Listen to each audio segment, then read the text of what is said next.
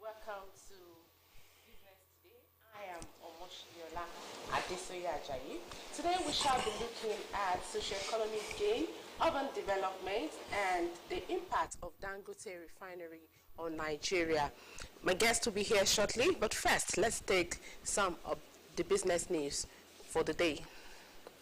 The Attorney General of the Federation and Minister of Justice, Abubakar Malami, and the Chairman of the Nigerian Law Reform Commission, Professor Jumai Audu, have said the Capital Gains Tax Act 2004 has some shortcomings that needs to be addressed.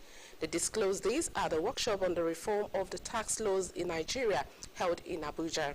The DRO noted that there are some defects in the Act which the Commission is reviewing to further enhance some of the provisions to make it clearer. The Manufacturers Association of Nigeria, MAN, and the Nigeria Employers Consultative Association, NECA, have said the recent increase in the monetary policy rate by the Central Bank of Nigeria will compound the imminent recession in the manufacturing sector and negatively impact its operations in many ways.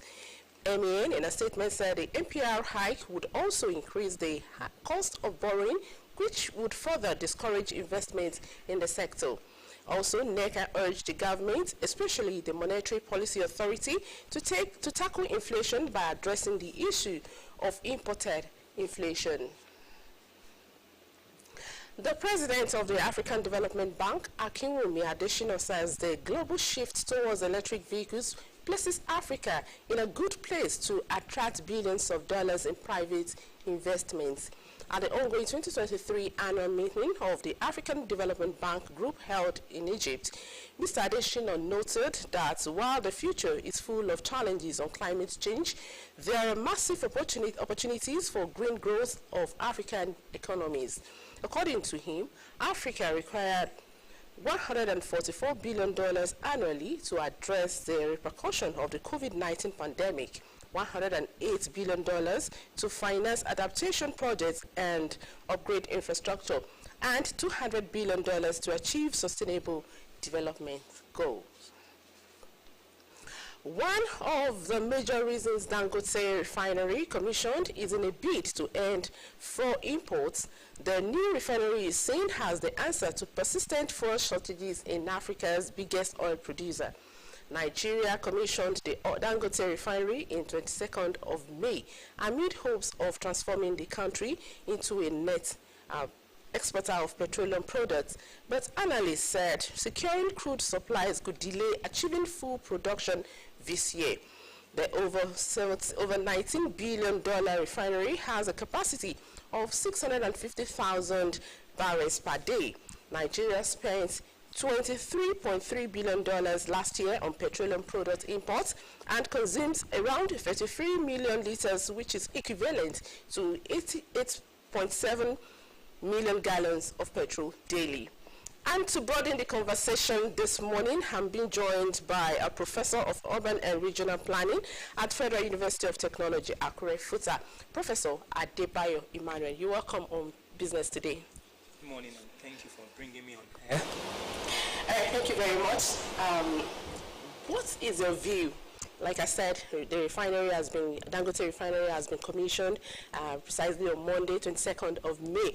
So what is your view about the refinery having suffered self-sufficiency in refined product for many years as a nation? Okay, thank you very much. Yeah, the move to actually bring in Dangote Refinery was a great one, and it's going to be of great help to the nation.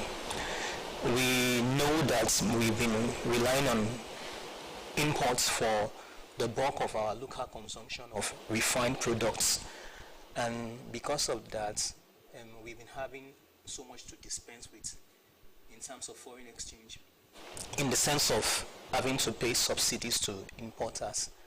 So having a refinery like a Dangote Refinery is going to be of great help to the nation, because we are able to actually meet the local demand, the full demand at the local level, and we are also able to export. And that means a lot, because when you are able to convert the bulk of your crude into refined products, you are saving some foreign exchange that you will have spent on bringing in the refined products, and at the same time you are able to also make money by exporting the refined products. So you bring in foreign exchange and you're also saving it at the time that you are actually preventing the importation of the same refined products. So it's going to be a great thing for the nation. And another thing is that the stress we have had in that light of having enough, all the products that we needed before now and that we still need, we've been having so much stress at that level.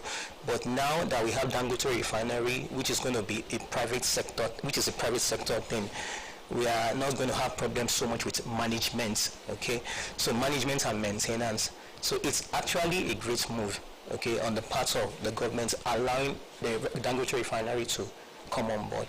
All right, it is projected, or let me say it is expected that 650,000 barrels per day will be coming out of that refinery. Do you believe that a new refinery can actually come up with that quantity, or do you think it's just a statement of politics? Okay. Well, if it was to be a government thing, a government venture, if the government says it's going to do something and you are scared, you are skeptical about whether it's going to work or not, you are thinking of probably it's just, like you said, a political statement or somebody's manifesto, which might not actually be. It's a different ballgame entirely, but since it's actually a private sector thing, you are looking at a situation whereby, yes, we believe that they will work towards meeting that particular target. If the capacity is 650,000, we will look at the possibility of actually having to meet up to that particular capacity when it comes to the production. There are some countries across the world, specifically if you mention Saudi Arabia, that have been able to operate at full capacity of their refineries. And those that have not been able to operate at full capacities, most of the time they have been able to hit the target of over 90% of the capacity of the refineries. So it is possible. But whether it's going to work out in the case of Dangote Refinery or not depends on what happens in the months ahead as the refinery kicks off. Okay, so that is what we are going to look out for, and we are hopeful that yes, they'll be able to meet that target of the 650,000 barrels per day. Okay, let me ask this: do you think Nigeria should start celebrating, or we should just use our hands to cover our face for an individual to venture into that and successful as a whole nation? And it seems difficult for us. Do you think we should be celebrating, or we need to go and hide somewhere? Well, we need to look back and assess, how things have been, and most of the time it's difficult for you to say you've been able to do so well in certain areas. And in the area of the refineries, okay, in the area of having to harness our greatest asset now, which is the crude oil, we've not done well. But it's not just in the oil sector that we've had that problem. Okay, if we look at other sectors too, we've not been able to really, tap our potentials, and we just look forward to making things better or having things better. We don't want to actually cry over what I can call our spilt milk now. Let's just be optimistic and look forward to having the best from this refinery. But it's more than just the Dangote refinery we should be looking at. We should be looking at more than just the Dangote refinery to give us that sustenance and to give us a good price, okay, that the people can actually afford, okay, and that can cascade to other sectors of the economy. So that's what I think we should be thinking about now, not crying over our spills milk now. Thank you.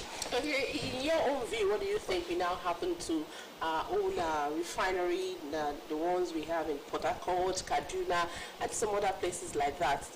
In your own view, what do you think should happen there?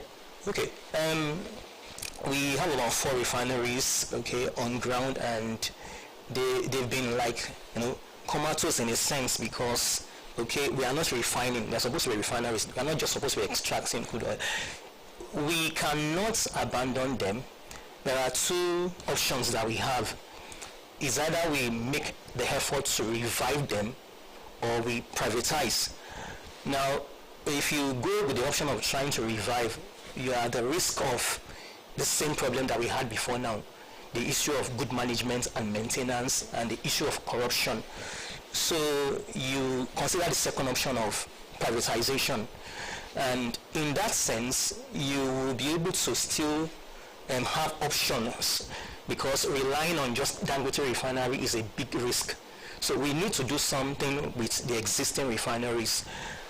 If we are going with the better option of privatization, this must be done in a very, very good way. I usually complain about what we have with the electricity distribution companies.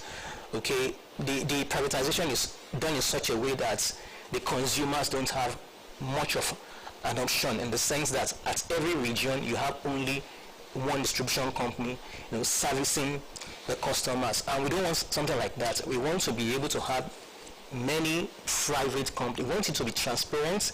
Okay, we want it to be open, and then we want it to be that we have so many investors in that field, in that area, such that there will be that competition. And when you have that competition, okay, we are thinking of being able to also bring the price down further. So we shouldn't leave those refineries like that.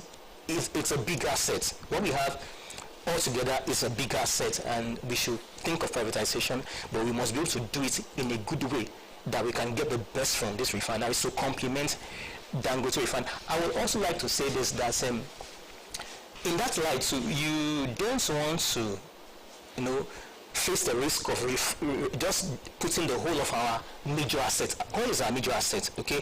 We have so many other areas that we can tap, but for now, oil is our major asset. You don't want to put our major asset in the hands of just a private company or a refinery. There are so many risks attached to that. You are talking about vulnerabilities in the sense of technical vulnerabilities, okay? Talking about so many other areas of vulnerabilities, and you don't want to take that risk. So that's another reason why we must actually make sure that we do something with the existing refineries. All right, thank you very much. All right, if you're just joining us, the program is Business Today on OSRC, and we are looking at socio-economic gain, urban development, and impact of Dangote Refinery on Nigeria. We take a short break now. When we come back, the program continues. Please don't touch the tap.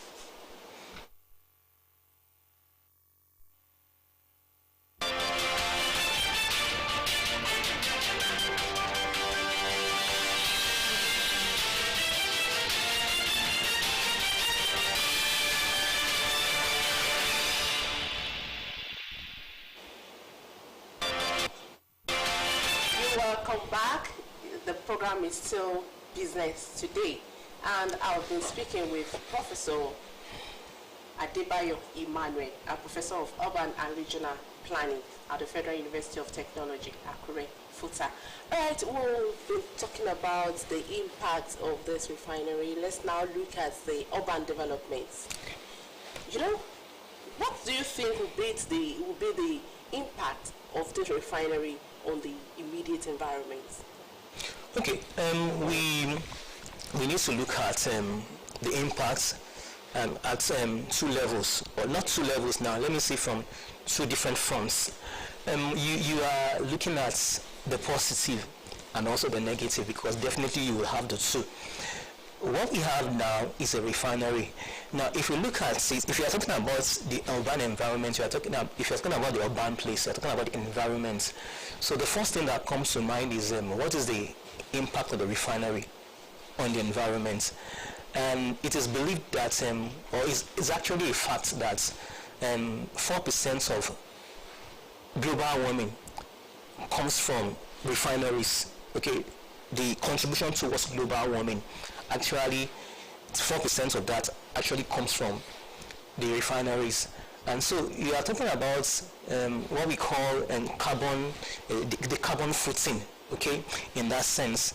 So there is no way we can talk about fossil fuel and we not talk about environmental pollution and then global warming and that thing about environmental eating. So that is actually there. You are talking about even in the process of the construction or the developments of the refinery, you are talking about dredging, which actually happened, and the problem with dredging is you are exposed to flooding. Okay, so your area is actually brought down and then exposed to incursion or sea incursion. So there is that problem there, and we have the problem of the